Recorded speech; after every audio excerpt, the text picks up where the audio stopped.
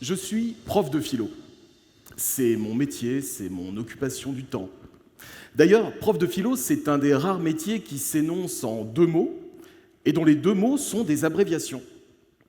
Professeur de philosophie, prof de philo. Les rares autres métiers qui s'énoncent en abréviation, en général, c'est plutôt les métiers de la com. Pas la communication, hein. La com. Qu'est-ce que tu fais dans la vie? Je suis créa dans la com. Je suis DIRCOM. Je taffe dans la com. Ah d'accord, très bien. Et sinon, toi, tu fais quoi? Moi, je suis chauffe-route. Chauffe-route? Ouais, chauffe-route, chauffeur routier. Ah oui, d'accord. Et sinon, toi, tu fais quoi? Moi, je suis infirme. Quoi?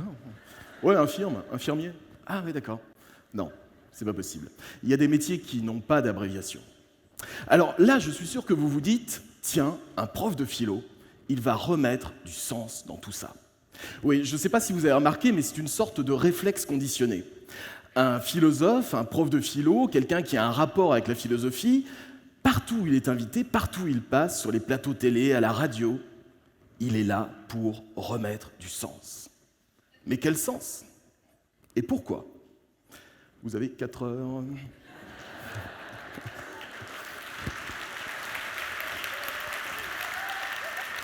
Des formations professionnelles.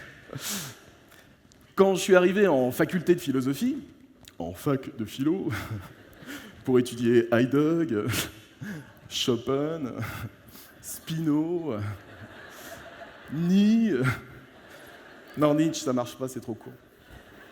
Donc quand je suis arrivé en faculté de philosophie, mes objectifs étaient clairs. Surtout, ne jamais devenir prof de philo. Tout sauf ça. Tout sauf être cette espèce de flic sinistre qui débite du concept au kilomètre, le mec en noir sur son estrade. Non, jamais de la vie. Quel cauchemar. Bon, en même temps, j'avais 18 ans, hein, les choses ont bien changé depuis. Mais alors, qu'est-ce que je foutais là? Qu'est-ce que je fichais en fac de philo? Moi-même, j'en étais pas sûr. Est-ce que j'étais là pour trouver du sens? Est-ce que j'étais là pour comprendre quelque chose sur moi-même, sur le monde autour de moi? Est-ce que j'étais là pour appréhender le sens de la vie, le sens de la mort? Du sens. On fait de la philo parce qu'on veut du sens. Mais non. Non. Faire de la philosophie pour trouver du sens, c'est quand même un peu peine perdue. Le philosophe n'est pas là pour remettre du sens. Je vous rappelle quand même que Socrate, celui qu'on considère comme le père de la philosophie occidentale, Socrate, le grand fondateur, le big boss, Socrate n'était pas là pour remettre du sens. Au contraire, l'objectif de Socrate et même de toute la philosophie antique, c'était plutôt de foutre le bordel. D'ailleurs, dans un dialogue de Platon, à un interlocuteur qui lui demande qui il est et ce qu'il fait dans la vie, Socrate répond « Je suis déroutant et je ne crée que de la perplexité. » Perplexité. Quand vous êtes perplexe, vous n'êtes pas dans le sens, vous n'êtes pas dans la réponse, vous êtes plutôt dans la perte des sens. La philosophie serait donc ce moment d'étourdissement, ce vertige profond qu'on éprouve quand le sol se dérobe sous nos pieds. C'est vertigineux, hein, et ça ne fait que commencer. Vous voyez, finalement, si on analyse les choses, ce basculement total, la perte des sens,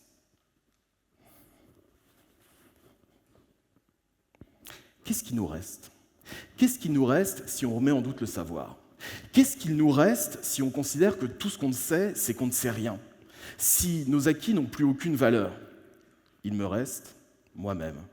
Moi, être humain, dans sa nudité, dans sa fragilité. Il me reste le moi. Dépouillé de tout ce que la société m'a appris, dépouillé de tout ce que la société m'a inculqué.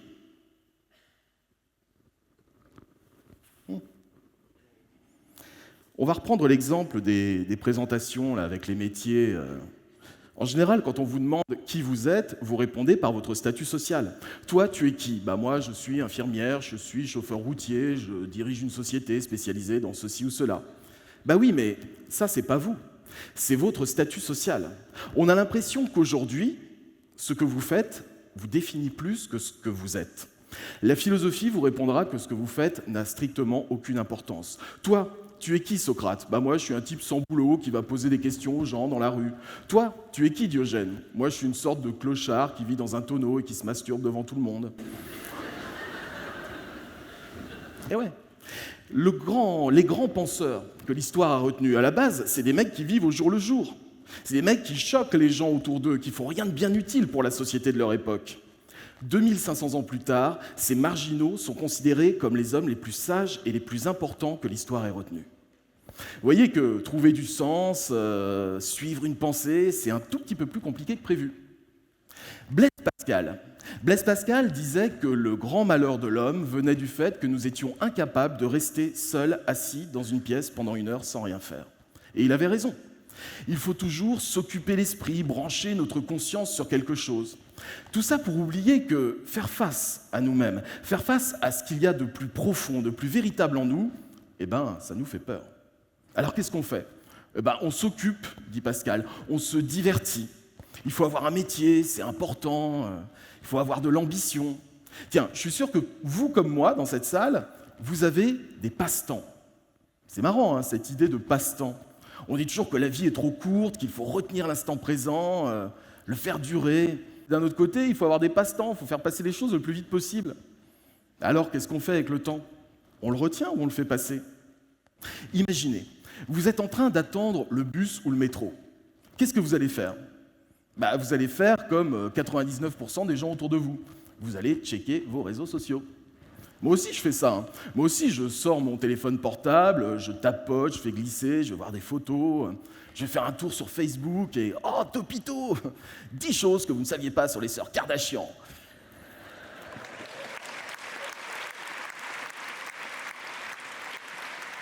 Je me fous totalement des sœurs Kardashian, mais je vais voir quand même. Histoire de faire passer le temps avant l'arrivée du métro. Tout pour ne pas penser. Tout pour ne pas penser vraiment. Tout pour éviter ce vertige existentiel de faire face à nous-mêmes, dans notre dénuement, dans notre fragilité. Eh bien, justement, c'est ça que nous propose la philosophie, l'inconfort. Je suis qui? À moi de répondre, à moi de le dire. Et le monde autour de moi, qu'est-ce que c'est? Est-ce que tout n'est pas faux? Est-ce que tout n'est pas artificiel? Est-ce que les vraies valeurs ne sont pas à réinventer, comme disait Nietzsche? Le problème, c'est qu'avec notre manie de vouloir à tout prix échapper à nous-mêmes, nous finissons aussi par échapper au monde autour de nous. Or, le philosophe Pierre Hadot avait une phrase qui était très intéressante. Pierre Hadot disait « La philosophie est un effort pour réapprendre à voir le monde ». C'est intéressant parce que là, Pierre Hadot ne nous dit pas que la philosophie est un effort pour réapprendre à regarder le monde, mais un effort pour réapprendre à voir le monde.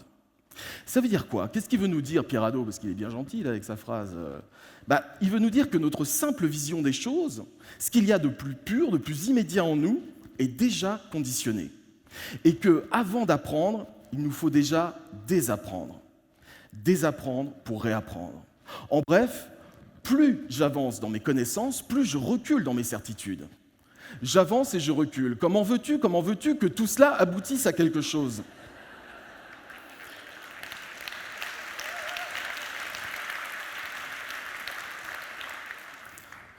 Et si tout ça n'aboutissait finalement à rien? Je veux dire, et si on considérait la philosophie comme un voyage, un long voyage, un voyage beaucoup plus important que l'arrivée, plus beau, plus intéressant, un voyage fait pour renoncer à nos certitudes, bousculer nos habitudes. Tiens, une expérience philosophique qui a tout changé. Au début du XXe siècle, un philosophe allemand du nom de Edmund Husserl s'intéresse de près à la conscience. Qu'est-ce que c'est que la conscience chez l'être humain? C'est bizarre, hein, ce concept de conscience. Ça commence à exister en même temps que nous, ça s'arrête définitivement à notre mort, et encore, on n'est pas sûr. La conscience, elle va s'arrêter de fonctionner à 2 occasions dans notre vie. Quand on tombe dans les pommes, quand on s'évanouit, quand on est sous anesthésie.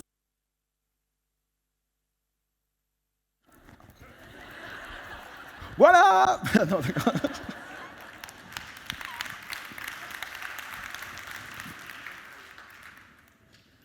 Il y en a qui l'ont déjà vécu, hein, vous savez ce que c'est, quand on tombe dans les pommes, quand on est sous anesthésie générale. Qu'est-ce qui se passe? On n'a aucune conscience du temps qui s'est écoulé. Il peut s'être passé 1 heure, il peut s'être passé 1 an, on ne sait pas. On peut avoir été déplacé, on peut avoir changé de pièce, on peut avoir changé de continent, aucune idée. En fait, notre cerveau a fait une sorte de copier-coller entre le moment où on a perdu connaissance et le moment où on a retrouvé conscience. Étonnant, non? C'est pour vous dire l'importance de la conscience. C'est juste le truc qui nous permet de percevoir l'espace et le temps. Le truc sans lequel on ne peut pas vivre. Et ça se fait tout seul dans notre tête, même pas besoin de réfléchir pour ça. La conscience, c'est le truc le plus badass de l'univers. Et quand il se lance dans son analyse de fond de la conscience humaine, dans son étude phénoménologique, notre ami Edmund Husserl renvoie à un fait capital, unique dans la nature, unique dans la création. Notre conscience a ce pouvoir indépassable et extraordinaire de pouvoir mettre l'univers entre parenthèses. Au fond, méditer, philosopher, c'est ça.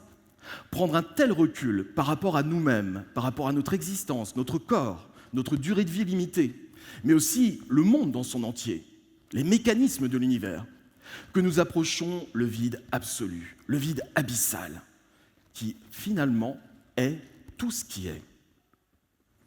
Faire l'expérience d'un univers où il n'y a plus d'espace, il n'y a plus de temps, et où je m'élève jusqu'à la source de tout. Et cette source, allez-vous me demander, c'est quoi? C'est Dieu? C'est la vie?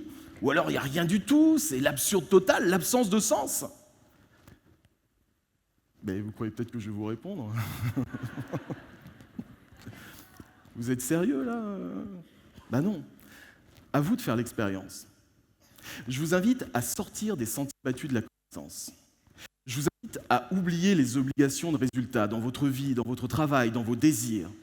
Et ce long voyage vers l'inconnu, vers le détachement ultime, vous pouvez tous le faire, puisque vous êtes tous, en principe, équipés d'une conscience. En principe. Si, quand même. Conscience. Arrêtez-vous 5 minutes et faites face à vous-même, mais sans vous poser de questions, ni sur vous, ni sur votre entourage. Demandez-vous juste si ça vaut la peine de s'agiter comme ça tout le temps, de vouloir remplir votre conscience, votre vie, vos pensées. Et arrêtez de vous sentir coupable. Si ça se trouve, vous n'allez rien sentir, ça ne va pas marcher. Et alors? Les résultats, on s'en tape. Payez-vous un moment d'éternité. Et arrêtez de chercher du sens partout. Parce que si ça se trouve, eh ben, il n'y en a même pas. Merci.